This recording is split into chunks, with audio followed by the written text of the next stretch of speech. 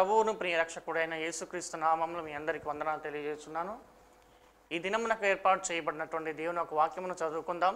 యోహాను సువార్త 20వ అధ్యాయం 1వ వాక్యం చదువుకుందాం. ఆదివారంన ఇంకను చీకటిగా ఉన్నప్పుడు మగ్దలేనే మరియా పెందలకాడ సమాధి వద్దకు వచ్చి సమాధి మీద ఉండిన రాయి తీయబడి ఉండుట చూచెను. ఆమేన్. దేవునికి స్తోత్రం. హల్లెలూయా. మన ప్రభువును రక్షకుడైనటువంటి యేసుక్రీస్తు నామములో మీ అందరికీ ప్రత్యేకమైన వందనాలు తెలియజేస్తున్నాను. ఆత్మీయ బంధువులారా, ఈ దినాల్లో దేవుని వాక్యాలు వింటూ ఆత్మీయంగా బలపడుతూ వ్యక్తిగత వాక్య ధ్యానాలు చేస్తూ ప్రార్థనలో గడుపుతూ ఈ వక్రత నిండినటువంటి దుష్టత నిండినటువంటి ఈ లోకంలో దేవునికి నమ్మకమైన సాక్షులుగా జీవిస్తున్నారని నేను భావిస్తున్నాను. దేవుని స్తోత్రం. మీ స్థానిక సంఘ సహవాసంలో ఎదగాలని, అంతేకాకుండా ఇటువంటి టీవీ కార్యక్రమాల ద్వారా సందేశాలు విని వారు చెప్తున్నటువంటి బోధలు ఎవరు చెప్పినా కానీ, నేను చెప్పినా ఇంకెవరు చెప్పినా కానీ ఆ బోధలు అలా ఉన్నాయా లేదా అని మీరు పరిశీలించాల్సినటువంటి అవసరం ఉంది అనేటువంటి విషయాన్ని మీకు జ్ఞాపకం చేస్తున్నాను. దేవుని స్తోత్రం. మన యోహాను సువార్త ధ్యానాల్లో ఉన్నాం. యోహాను సువార్త 20వ అధ్యాయ ధ్యానాల్లో ఉన్నాం. ఇంకొక అధ్యాయం మాత్రమే మన ముందు మిగిలింది. అనగా ఇంకో 58 సందేశాలు లేదా 59 సందేశాలు మనం యోహాను సువార్త నుంచి వింటాం. మళ్ళీ తర్వాత 1వ అధ్యాయం నుంచి వెళ్తాం. ఇంకొక 400 మెసేజ్లు కవర్ చేయడానికి ప్రయత్నం చేద్దాం 20 అధ్యాయాల్లోంచి. అనగా ఒక అధ్యాయం నుంచి ఒక 20 సందేశాలు చొప్పున. దయచేసి తల్లోంచండి, చిన్న ప్రార్థన చేసుకొని కార్యక్రమంలో మనం ముందుకు సాగుదాం. పరిశుద్ధుడమైన మా దేవా, మహోన్నతుడా, మహాగణుడా, మీ నామాన్ని స్తుతిస్తున్నాం. మాకిచ్చిన మంచి దినము కొరకై మీకు వందనాలు. మీ బిడ్డలైన వారికి నాయన నిన్న రాత్రి మంచి విశ్రాంతినిచ్చారు. అందును బట్టి మీకు వందనం చేయిస్తున్నాం. తన ప్రియులు నిద్రించుచుండగా వారికి ఇచ్చుచున్నాడని మీ వాక్యంలో రాయబడింది. అందును బట్టి మీకు వందనం చేస్తున్నాం. మీ ప్రియులైన వారికి మీరు దర్శనాలు, కలలు ఇవి ఇచ్చారని మేము భావించి మిమ్మల్ని స్తుతిస్తున్నాం. ఈ సమయంలో మీ వాక్యాన్ని దగ్గరికి వస్తున్నాం. వాక్యం నేర్చుకోవాలని, వాక్యపు ఆహారాన్ని భుజించడానికి మీ దాసుడు కీర్తనలో చెప్పినట్లుగా మదావళము బోలు నా మదించినటువంటి ఏనుగు లాంటి నా మనస్సును వాక్యపు అంకుశం చేత సరిచేశాడు, గుచ్చాడు అని చెప్పబడినట్లుగా ఈ వాక్యపు అంకుశం చేత మమ్మల్ని పొడిచి మా గర్వించినటువంటి లేకపోతే మా ఈగోస్ అన్నిటినీ మీరు సరిచేయమని, తీసివేయమని మీ కార్యం జరిగించమని అడుగుకుంటున్నాం. ఈ కార్యక్రమం ఆయా ప్రాంతాల్లో వింటున్న వారందరిని బట్టి మీకు వందనం చేస్తున్నాం. ఈ కార్యక్రమాన్ని చూస్తున్నటువంటి యవన బిడ్డలు, స్త్రీలు, పురుషులు, పెద్దలు అందరి కొరకై మీకు వందనం చెల్లిస్తూ వాక్యం విభజించడానికి కావలసిన కృపను అనుగ్రహించండి. మీ ఆత్మ నడిపింపును అనుగ్రహించండి. మీ కార్యం జరిగించండి. మీ వాక్యము వెల్లడి ఒకటితోడనే వెలుగు కలుగుతుంది. అంతేకాకుండా మీ వాక్యము పంపబడి నీవు నీ వాక్కును పంపి స్వస్థపరిచిన దేవుడివి, ఇశ్రాయేలును స్వస్థపరిచిన దేవుడివి, మమ్మల్ని కూడా ఆ రీతిగా మీ వాక్యం ద్వారా స్వస్థపరచమని, మీ కార్యం జరిగించమని యేసు నామములోనే ప్రార్థించి కార్యక్రమాన్ని ఆరంభిస్తున్నాం తండ్రి. ఆమేన్. రండి, మనం దేవుని వాక్యాన్ని ధ్యానించుకుందాం. యోహాను సువార్త 20వ అధ్యాయము 1వ వచనం. గత ఎపిసోడ్లో మనము యోహాను సువార్త 20వ అధ్యాయము 1వ వచనంలోంచి 2 సార్లు మనం ఆలోచించాం. సమాధి నేర్పినటువంటి సత్యాలు అని మరొక సందేశాన్ని మనం విన్నాం. ఈ 3వ సందేశంలోకి మనం మన టైటిల్ దర్శనాలు, విజన్స్. ఇది చాలామందికి ఆసక్తికరమైన విషయంగా అనిపించదు. దర్శనాలు అంటే ఏం దర్శనాలు? దర్శనము అనగా దర్శించబడేది, మన కనుల ముందు ప్రదర్శించబడేది, అనగా మన కనుల ముందు కనిపించేది. ఇంకా చెప్పాలంటే దాని గురించి అర్థం చేసుకోవాలంటే దృశ్యాలు. దర్శనాలు అంటే ఆత్మ సంబంధమైనటువంటి దృశ్యాలు. They are the physical realities that comes before our eyes. కాబట్టి దర్శనాల గురించి మనం ఏదో దర్శనాలు రావాల్సిందే, చేయాల్సిందే, దర్శనం వస్తేనే క్రైస్తవులు లేకపోతే దేవుని బిడ్డలు అని ఆలోచించాల్సిన అవసరం లేదు. దర్శన వరము కొంతమందికి ఉందండి అని చెప్పుకుంటున్నారు. దర్శన వరము అనేటువంటి వరాన్ని గురించి బైబిల్లో ఎక్కడ చెప్పబడలేదు. బైబిల్లో ఉన్నాయి, వరాలు ఉన్నాయి. వరాలు దేవుడు పంచి ఇచ్చాడు, కృపచొప్పున అనుగ్రహిస్తూ ఉన్నాడు. వరాలు లేవని మనం అనలేదు, వరాలు పనిచేస్తున్నాయి. వరాలు పనిచేయాలి. ప్రభు రాకడ వరకు గిఫ్ట్స్ అనేవి ఆపరేట్ అవుతూనే ఉంటాయి. ఒక్కొక్కరిలో ఒక్కొక్క రకంగా, ఒక్కొక్క సేవకునిలో ఒక్కో రకంగా వరం పనిచేస్తుంది. ఆయా సందర్భాల్లో పరిస్థితులకు తగినట్లుగా అన్ని వరాలు ఒకేసారి పనిచేయవు. కానీ స్వస్థత అవసరమైనప్పుడు స్వస్థతా వరం, ఇక అద్భుతములు చేసేటువంటి శక్తి, ఇలాంటి word of wisdom, word of knowledge అనగా బుద్ధివాక్యము, జ్ఞానవాక్యము, ఇటువంటి వేరు వేరు వరాల్ని వరదాత అయినటువంటి ప్రభువు తన నామ మహిమార్థమై దేవుని కార్యము జరుగునట్లుగా అక్కడ మనలో పనిచేయడానికి అవకాశం ఇస్తాడు. సరే, దేవునికి స్తోత్రం, హల్లెలూయా. ఏదేమన్నప్పటికీ ఒకవేళ నాకు పెద్ద పెద్ద వరాలు లేవండి, ఆత్మ సంబంధమైన కృపావరాలు లేవండి, పరిశుద్ధాత్మ వరాలు లేవండి అని ఎవరైనా అనుకుంటూ ఉన్నట్లయితే, దేవుని వాక్యంలో రాయబడినట్టుగా జీవము అనేటువంటి కృపావరం దేవుడు మనకు అనుగ్రహించాడు. అంతేకాకుండా రక్షణ అనేటువంటి వరాన్ని మనకు అనుగ్రహించాడు. యేసుక్రీస్తును మనకు వరంగా అనుగ్రహించాడు. మనకు వరాలు ఉన్నాయి, వరాల జల్లు కురిపించేటువంటి మన దేవుడు. అందును బట్టి నేను దేవుని నామాన్ని మహిమపరుస్తున్నాను. యోహాను సువార్త 20వ అధ్యాయము 1వ వచనం. ఆదివారమున ఇంకను చీకటిగా ఉన్నప్పుడు మగ్దలేని మరియా పెందలగడ సమాధి యొద్దకు వచ్చి సమాధి మీద ఉండిన రాయి తీయబడి ఉండుట చూచెను. ఆ రోజు ఆదివారం మగ్దలేనకు చెందిన మరియా చీకటి ఉండగా లేచి ఆ సమాధి దగ్గరకు వెళ్ళింది. దాని ద్వారానికి ఉన్న రాయి తీసివేయబడి ఉండటం గమనించింది. దేవుని స్తోత్రం, హల్లెలూయా. సమయంలో మరొక తర్జుమాలోంచి బ్రియాన్ సిమ్మన్స్ గారి తర్జుమా, ద ప్యాషన్ ట్రాన్స్లేషన్ నుంచి కూడా నేను చదువుతున్నాను. యోహాను సువార్త 20వ అధ్యాయము 1వ వచనం. Very early Sunday morning before sun rise Mary Magdalene made her way to the tomb. And when she arrived, she discovered that the stone that sealed the entrance to the tomb was moved away. దేవుని స్తోత్రం. వేరు తర్జుమాలో చదవడంలో నా ఉద్దేశం ఏంటంటే, ఆ టెక్స్ట్ని లేదా ఆ ప్యాసేజ్ని, ఆ మూల వాక్యాన్ని మనం అర్థం చేసుకోవడానికి ప్రయత్నం చేయాలి. ముందు అర్థం చేసుకోవడం, దాన్ని విభజించడం, విభజించిన వాటి నుంచి అన్వయించడం, ఇలా జరగాలి. సిగ్గుపడనక్కర్లేని పనివానిగాను సత్యవాక్యమును సరిగా rightly dividing the word of truth. దేవుని సేవకులు ఇది నేర్చుకోవాలి. సత్యవాక్యాన్ని ఎక్కడ విభజించాలి, ఎలా విభజించాలి, ఏ వాక్య సహాయంతో విభజించాలి అనేటువంటి విషయాల్ని మనం జాగ్రత్తగా ఆలోచించాలి.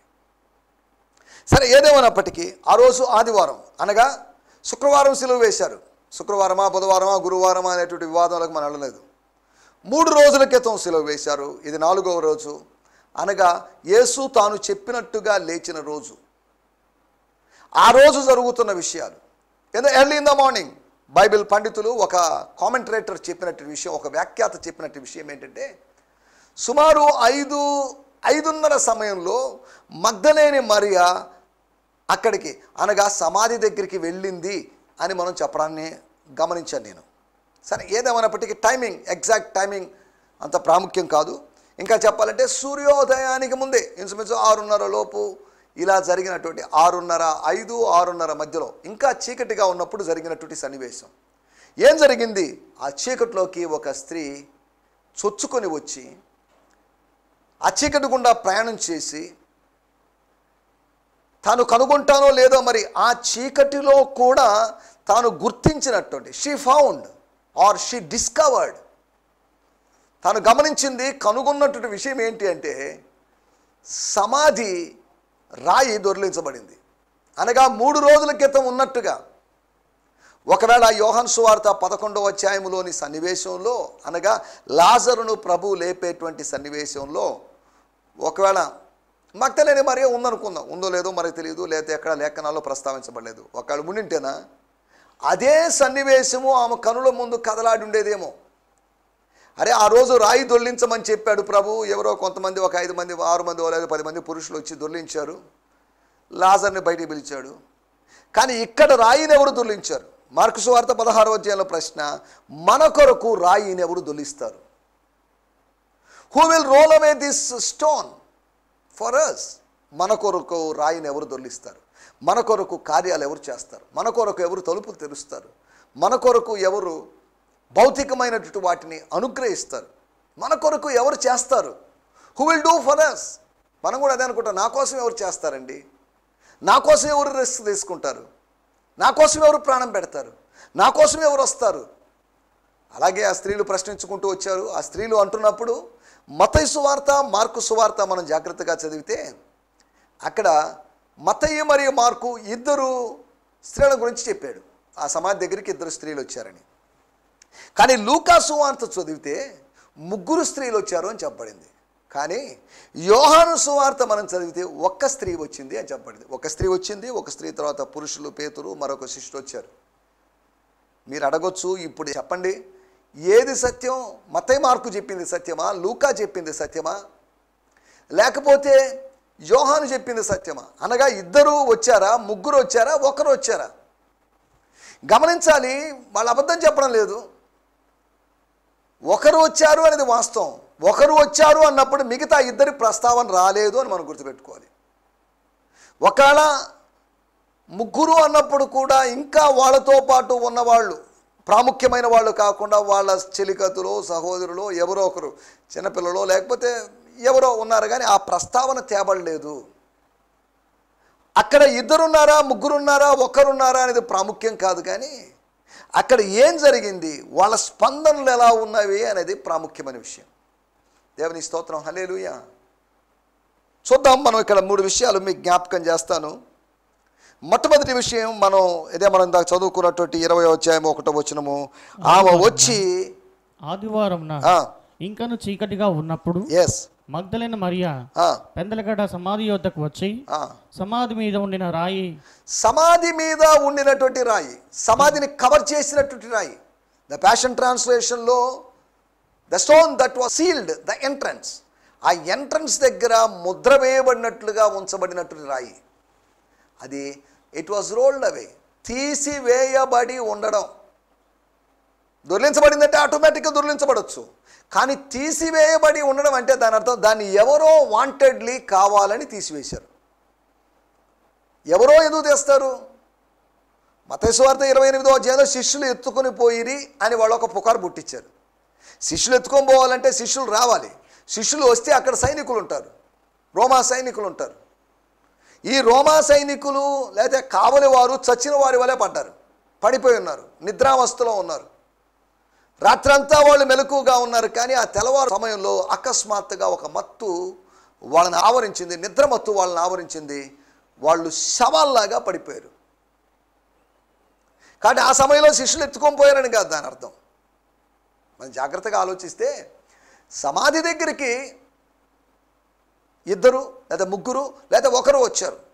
అలాగని ఆ 2 + 3 5 మంది, ఇది ఒకటి 6, మొత్తం 6 మంది వచ్చారని మనం టోటల్గా వేసుకొని మనం కౌంట్ చేయడానికి వీల్లేదు.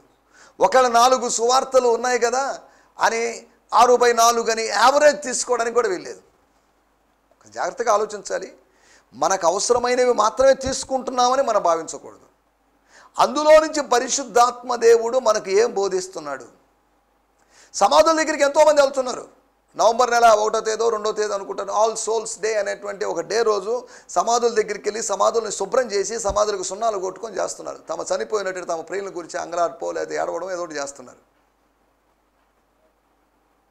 ఇక్కడ అటువంటి సన్నివేశం కోసం లేదా ఒక పండగ ఆచరణ కోసం వచ్చిందని కాదు దీని అర్థం.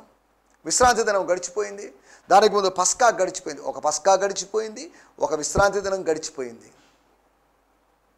అనగా ట్రెడిషనల్గా ఆచారంగా సంవత్సరం ఏటేటా జరుగుతున్న విధానంలో కొన్ని విధానాలు మత సంబంధమైన రిలీజియస్ ప్రోగ్రామ్స్ జరుగుతున్నాయి, కానీ ఆత్మ సంబంధంగా ఎటువంటి ప్రోగ్రెస్ జరగడం లేదు. మనకు కావాల్సింది ప్రోగ్రామ్స్ కాదు, మనకు ప్రోగ్రెస్ కావాలి. ఈరోజు చాలా ప్రోగ్రామ్స్ పెట్టుకుంటున్నారు సేవకులు, చాలా ప్రోగ్రామ్స్ పెట్టుకుంటున్నారు అక్కడక్కడ చర్చస్ వాళ్ళు. ప్రోగ్రామ్స్ ఓకే, బట్ ప్రోగ్రెస్ చాలా ఇంపార్టెంట్ అనేటువంటి సంగతిని మీకు గుర్తు చేస్తున్నాను. దేవుని స్తోత్రం, హల్లెలూయా. ఈ సమయంలో మనం ఇక్కడ ఆలోచిస్తున్నట్టు మాటలోకి వచ్చేద్దాం. 3 దర్శనాల గురించి మీకు జ్ఞాపకం చేస్తాను. దర్శనాలంటే ప్రార్థన చేసుకుంటున్నప్పుడు, ట్రాన్స్లో ఉన్నప్పుడు, పరవశమైనప్పుడు వచ్చిన వాటి గురించి నేను మాట్లాడడం లేదు. దర్శనాలు కూడా 2 విధాలుగా ఉంటాయి, 2 కాదు 3 విధాలుగా ఉంటాయి. ఒకటి భౌతికమైన దర్శనం. ఇప్పుడు నేను ఇక్కడ నిలబడి ఉన్నాను, ఇక్కడ నిలబడి మిమ్మల్ని ఊహిస్తున్నాను, ఐఎమ్ ఇమాజినింగ్ యూ, మీరేదో వింటున్నట్టుగా. లేదు అంటే ప్రస్తుతం నా ముందు కెమెరా ఉంది, కెమెరాని నేను చూస్తున్నాను, కెమెరా నా ముందు ఉన్నట్టు దర్శనం. చూడండి. లేదు అంటే కెమెరాకు బదులుగా నేను ఈ స్టూడియోలో కాకుండా వేరొక చోట మీటింగ్లో ఉన్నాను అనుకోండి, నా ముందు జనాలు ఉంటారు, జన సమూహం ఉంటుంది, నా ముందు ఉన్నటువంటి భౌతికమైనటువంటి దర్శనం అది. కానీ మనోనేత్రాలతో చూసేటువంటి స్వర్గీయ దర్శనం. యోవేలు గ్రంథము 2వ అధ్యాయంలోను, అపోస్తుల కార్యములు 2వ అధ్యాయములోను యోవేలు మాట్లాడింది దేని గురించి అంటే భౌతికంగా మన కళ్ళ ముందు కనిపించేవి కాదు, ఆత్మ సంబంధంగా లేకపోతే భౌతికంగా మన కళ్ళ ముందు కనిపించనివి అని అర్థం చేసుకోవాలి. దేవుని స్తోత్రం, హల్లెలూయా. దొర్లింపబడ్డం చూసింది. She saw the moving of the stone. అది కదులుతూ ఉన్నప్పుడు చూసిందని కాదు దాని అర్థం. ఎవరో కదిల్చారు, ఎవరో ఏదో కార్యం జరిగించారు. దేవదూతల, దేవుడా, లేదా సైనికుల, ఏం జరిగిందో మనకు తెలియదు. కానీ మత్తయి సువార్త 28వ అధ్యాయం మనం చదివితే మనకు అర్థమయ్యే విషయం, ఒక భూకంపం కలిగింది. భూకంపం వలన ఆ రాయి దొర్లింది. భూకంపము వచ్చిన తర్వాత లేకపోతే దూత ప్రత్యక్షమైన తర్వాత దూత రాయిని దొర్లించాడు. ఈ విషయాలన్నీ మరీకి తెలియదు, శిష్యులకు ఎవరికి తెలిసే అవకాశం లేదు. ఈ విషయాలు ఎవరికీ తెలియకుండా మత్తయి ఎలా రాశాడు? మత్తయికి దేవుడు బయలుపరిచిన విషయాలు ఏదో ఒక రూపంలో సోర్సెస్, వేరు సోర్సెస్ నుంచి దొరికినటువంటి ఆధారాలను బట్టి ఆయన అలా రాశాడు. ఏదో ఇమాజిన్ చేసే మత్తయో, మార్కో, లూకో లేకపోతే యోహాను గారో వీళ్ళు ఊహించి రాసిన విషయాలు కాదు ఇవి. సువార్త అంటే యేసు ప్రభు యొక్క జీవిత చరిత్ర, జీవన చరిత్ర, అది సేవా చరిత్ర. అది జీవిత చరిత్ర, సేవా చరిత్ర రెండూ కలిసి ఉన్నాయి. ఈ 2 చరిత్రలు కలిసినటువంటి 4 పుస్తకాలే లేకపోతే 4 సువార్తలే మత్తయి, మార్కు, లూకా, యోహాను. కాబట్టి అందులో ఊహలకు అవకాశం లేదు. నేను ఇలాగ అనుకుంటున్నాను అని పౌలు కొన్ని చోట్ల తన పత్రికలో చెప్పాడు. ఎక్కడ మత్తయి, మార్కు మేము ఇలా అనుకుంటున్నాము అని వాళ్ళ అజంప్షన్స్ని, వాళ్ళ ఇమాజినేషన్స్ని వాళ్ళు ఎక్కడా ప్రస్తావించలేదు. అక్కడెక్కడ కొన్ని నవల్లో వాటిల్లో లేకపోతే ఒక రియల్ ఇన్సిడెంట్స్ గురించి ప్రస్తావించేటప్పుడు బ్రాకెట్లో ఆ రైటర్ యొక్క సొంత అభిప్రాయాలు చెప్తాడు. ఇది రచయిత యొక్క వ్యక్తిగతమైన అభిప్రాయాలు. 4 సువార్తల్లో రచయితలు తమ వ్యక్తిగతమైన అభిప్రాయాలను చెప్పలేదు. ఇందులో ఏమైనా ఉంటే యేసు ప్రభు యొక్క అభిప్రాయాలు మాత్రమే కనిపిస్తున్నాయి. ఎవరి జీవిత చరిత్ర వాళ్ళు రాశారో ఆ వ్యక్తి యొక్క వ్యక్తిగతమైన అభిప్రాయాలు కనిపిస్తున్నాయి. ఆయనకు అభిప్రాయాలు ఎక్కడివి అంటే పరలోకం నుంచి, పైనుంచి ఆయన పొందుకున్నటువంటి ఆ ఆలోచనలు అవి. సరే, దేవుని స్తోత్రం, హల్లెలూయా. ఒకటి దొర్లింపబడ్డం. నీ జీవితంలో, నా జీవితంలో కూడా కొన్ని దొర్లించబడాలి. అవమానం దొర్లించబడాలి, లేదా సమస్యలు దొర్లించబడాలి. దొర్లించబడినటువంటి వాటిని నువ్వు చూడాలి. కదలనిదే, కదలని దాన్ని కూడా దేవుడు కదిలించాడు. కదలని రాయిని దేవుడు కదిలించాడు. కదిలే అవకాశం లేని రాయిని దేవుడు కదిలించాడు.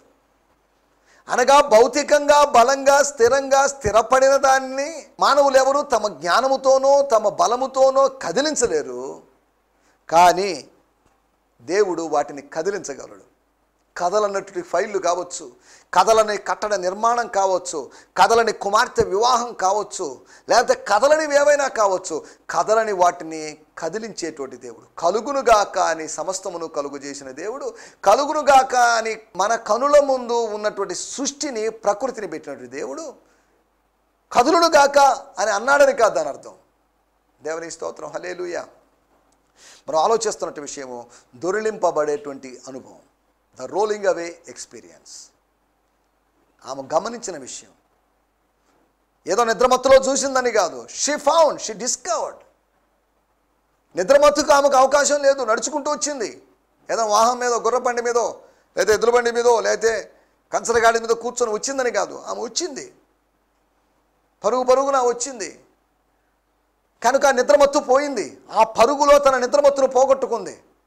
ప్రారంభంలో నిద్రమత్తు ఉండొచ్చేమో, కానీ ఒకళ్ళ సేవ ఆరంభంలో నిద్రమత్తు ఉండొచ్చేమో, రక్షణ ఆరంభంలో, నీ ఆత్మీయ జీవిత ఆరంభంలో కాస్త నిద్రమత్తు, సోలిపోయేటువంటి, జోగిపోయేటువంటి, జోగుతున్నటువంటి అనుభవం ఉంటే ఉండొచ్చు. అది క్రమంగా మత్తుకు నువ్వు దూరం అయిపోతావు.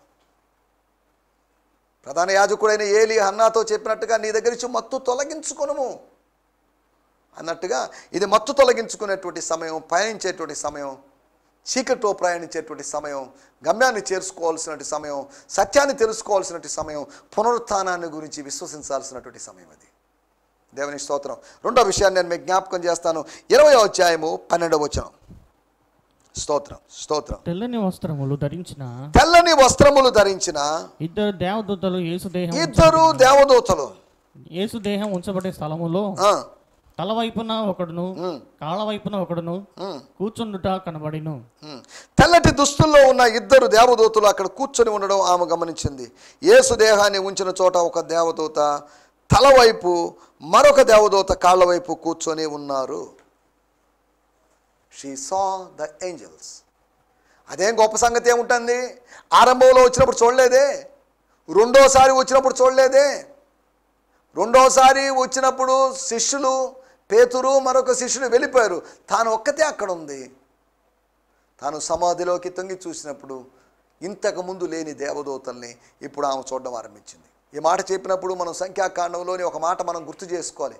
ఏంటంటే అది గాడిద చూసినటువంటి దేవుని దూతని, గాడిద చూసినటువంటి గగనపు దూతను ప్రవక్త అయినటువంటి బిలాము చూడకపోవడం విచారకరమైన విషయం.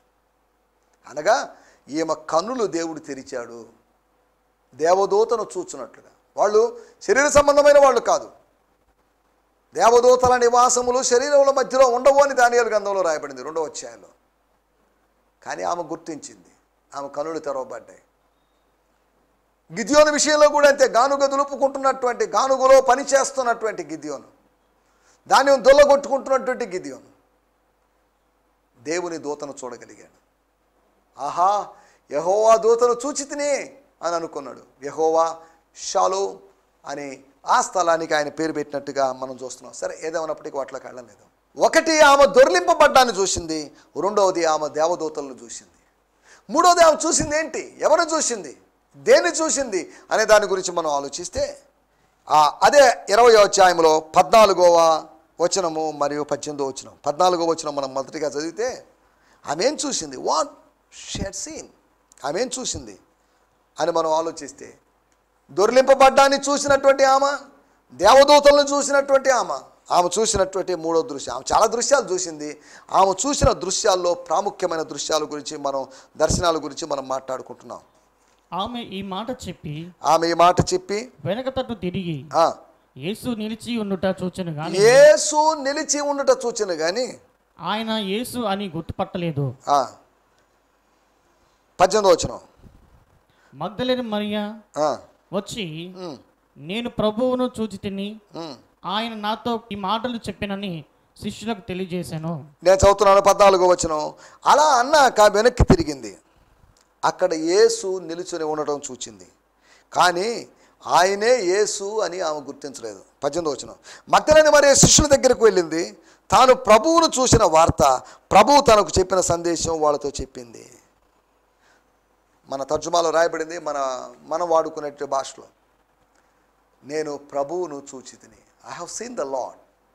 దేవుని స్తోత్రం. దేవుని కుమారుణ్ణి చూసింది. పిలిచింది బోధకుడా అని, కానీ బోధకుడిని చూశానని కాదు, నేను ప్రభువుని చూశాను. ప్రభువుని ఎవరో తీసుకొని పోయారు, మరి ఎక్కడి నుంచారో మనకైతే తెలియదు. ప్రభువు అని ఆమె 2 సార్లు చెప్పడాన్ని మనం చూస్తున్నాం.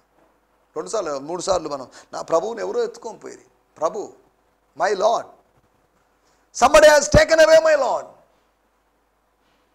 I have seen the lord. కానీ పిలిచినప్పుడు ఓ సందర్భంలో బోధకుడా అని పిలవడాన్ని మనం చూస్తున్నాం, రబ్బూని అని పిలవడాన్ని మనం చూస్తున్నాం. సరే, ఏదేమన్నప్పటికీ దేవునికి స్తోత్రం, హల్లెలూయా. ఆమె చూసినటువంటి దృశ్యాలు, నీ కనుల ముందు అనేకమైన నూతనమైన దృశ్యాలు ఉంచాలని దేవుడు ఆశిస్తున్నాడు. భౌతికమైన దృశ్యాలు కాదు, భౌతికమైన దృశ్యాలు లోక సంబంధి కూడా చూస్తాడు. ఆత్మ సంబంధమైన దృశ్యాలు నువ్వు చూడాలి. You have to see the spiritual things before your eyes, your spiritual eyes. దేవుని స్తోత్రం. యోవేలు ప్రవక్త చెప్పిన ప్రవచనము అపోస్తల కార్యములో 2వ అధ్యాయంలో నెరవేరింది కదా, ఇక నెరవేరదేమో అని అనుకుంటున్నారు. ఆ నెరవేర్పులు జరుగుతుంటాయి. బైబిల్ యొక్క ప్రవచనాల యొక్క ప్రాముఖ్యత ఏంటంటే, లేదా ప్రత్యేకత ఏంటి అంటే, ప్రవచనము కొన్నిసార్లు మళ్ళీ రిపీట్ అయి ఫుల్ఫిల్ అవుతుంటుంది. అనగా దాని యొక్క నెరవేర్పు అది మళ్ళీ పునరావృతమయ్యేటువంటి అవకాశం ఉంది. సంఘ కాలంలో, ద చర్చ్ పీరియడ్లో, ద చర్చ్ టైంలో, సంఘకాలం అనే ప్రత్యేకమైన కాలమే లేదు. ఆ సంఘకాలం లేదా అపోస్తల కార్యములో అటువంటి మొట్టమొదటి సన్నివేశం జరిగితే, అనగా సంఘారంభంలో ప్రవచనం నెరవేరింది. సంఘం కొనసాగుతున్నప్పుడు, సంఘము ఎత్తపడేంత వరకు, సంఘం ప్రభు రాకడలో ప్రభువును కలుసుకునేంత వరకు కొన్ని ప్రవచనాలు నెరవేరుతూనే ఉంటాయి. దేవుని స్తోత్రం, హల్లెలూయా. ఈ కాలాల్లో ప్రవచన నెరవేర్పులు మనం చూస్తున్నాం. Nowadays we could see the fulfillment of many promises, many prophecies of the Lord in the Bible. దేవునికి స్తోత్రం, హల్లెలూయా. మనం ఆలోచిస్తున్న విషయాలు, నా మాటలు నేను ఇక్కడ ముగించేస్తున్నాను. 3 విషయాలు నేను మీకు గుర్తు చేశాను. మరియ చూసినటువంటి దర్శనాలు, మగ్దలేని మరియ చూసినటువంటి దర్శనాలు. ఏదో పీడ కలలు కనిందని కాదు, ఆమె కనుల ముందు చూసినటువంటి, లేకపోతే సమాధుల తోట దగ్గరికి 2 సార్లు వచ్చినప్పుడు ఆమె చూసినటువంటి 3 ప్రాముఖ్యమైనటువంటి దృశ్యాలు, లేకపోతే సీన్స్, లేకపోతే ఆమె ముందు ఉన్నటువంటి ఆ చిత్రాలు, 3 పిక్చర్స్ను గురించి మీకు గుర్తు చేశాను. 1, ఆమె దొర్లించబడ్డాన్ని చూసింది. 2వది, ఆమె చూసింది దేవదూతలను చూసింది.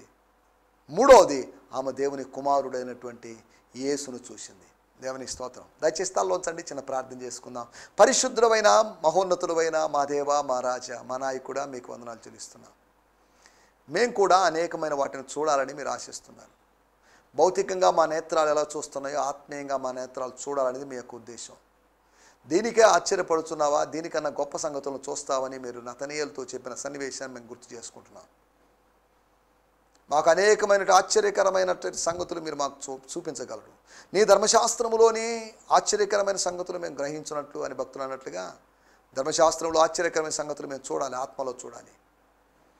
మాకున్నట్టు అంధత్వాన్ని తొలగించి మీ కార్యం జరిగించమని, దొరిలింపబడ్డాన్ని, దేవదూతల్ని, దేవుని కుమారుడని నిన్ను చూసినటువంటి మరేలాగా మేము అనేకమైనటువంటి భౌతిక ఆత్మీయ దృశ్యాలను చూస్తూ ఈ దైవికమైన నడిపింపులో మేము ముందుకు సాగలటూ సాయించేయమని సకల ఘనత మహిమా ప్రభావాలు మీకు ఆరోపిస్తూ యేసు క్రీస్తు నామములోనే ప్రార్థించడుగుతున్నాం పరమ తండ్రి, ఆమేన్. ఆమేన్.